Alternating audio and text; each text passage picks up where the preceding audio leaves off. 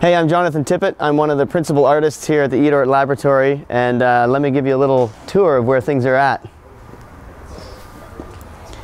Here we have our treasured Mondo spider.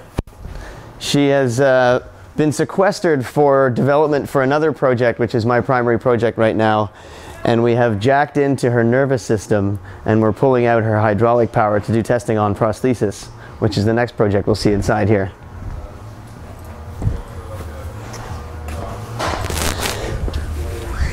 These are the lines that plug into the belly of the beast, and they lead to the alpha leg. The alpha leg is a hard-working project right now. We have on it strapped a giant hammer. This is one in a series of capstone projects that I've sponsored with this project, and it is a test rig to develop the impact system for Prosthesis, the anti-robot, the full-size machine, which is going to have huge bumpers on the front. And this is a rig to develop the damping and the spring rates and all of the sort of technical details to ensure that the pilots don't get hurt if the unfortunate event of a faceplant takes place. So the reason we're able to build this right now, or have it temporarily on the leg, is because the leg is undergoing a complete control system overhaul. I've got a sponsorship from a company called Hydroforce, which is an American hydraulics valve manufacturer, and they've been really generous to supply me with some new electro-hydraulic valve controls. And so I've had to completely rebuild the interface. The old interface is now in pieces on the deck, and the new interface is being assembled here by my team and myself. And it's considerably more elaborate, considerably more awesome, and considerably more high performance. This will allow us to move the machine with as little input force as we want, way more tunable, way more responsive, and way sexier. There's a lot of ergonomic adjustments. You can adjust the angle of the elbow, so when you're moving your arm you can tune it to your most comfortable range of motion. You can change the length of the upper arm, and of course the lower arm will come off here, and the current pièce de la résistance is the gauntlet.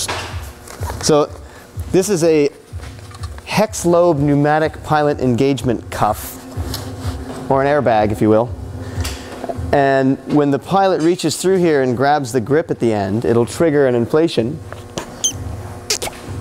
which makes the machine engage the pilot, and then when you let go, it lets go of you and you can slide out. So this will be mounted here, and it'll give you that second, it would be the lower half of the arm.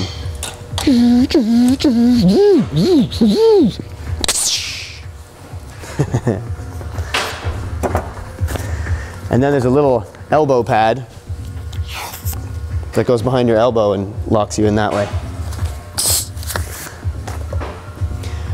What else we got going on? So the leg, as I said, was kind of in a state of disassembly.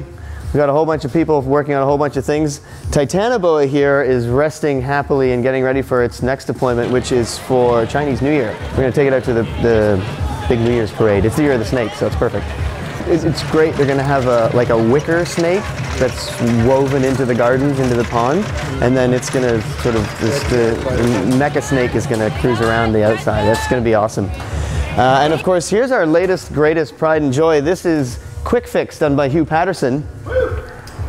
He was working on Titanoboa with that team, and then he had the inspiration to build a giant syringe out of oil barrels and mark on it the number of oil barrels, or mark on it the number of barrels of oil in the Athabasca tar sands.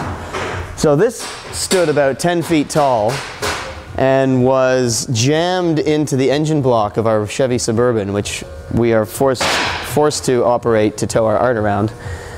If there was an electric alternative, we would certainly take it, but it symbolizes our addiction to oil. And we parked it in front of the Enbridge hearings on the last day of the hearings last week. So it was a smash hit. It was confused a lot of people, inspired a lot of people, and it was a great little commando deployment in the hours of rush hour in the morning. Okay. So what's next with the rig? What's the next step? The next step with this guy will be to finish upgrading the user interface. So the new user interface is going to be lighter, punchier, more adjustable, more comfortable, more ergonomic, sexier. It uses a whole different kind of valve system which will allow for lower input forces and more adjustability. And we're going to revamp the entire hydraulic system so that it runs in higher pressures, the components get smaller and lighter, the efficiencies go up. Basically, it's a complete full revision of the entire control and power system. And the other pièce de la résistance coming up is the new electric power pack. Of course, Prosthesis has to get rid of its stinky gas engine. That phase of development is done. And so now we're building a lithium-ion battery-powered, all-electric DC power pack that's going to have a wireless graphical interface. I'm working with some of the Blackbird Interactive video game guys next door, and we're going to have like a full-on video game grade, super hot, sexy touchscreen interface with rotating components and blinking lights and gauges like Iron Man, basically, but real.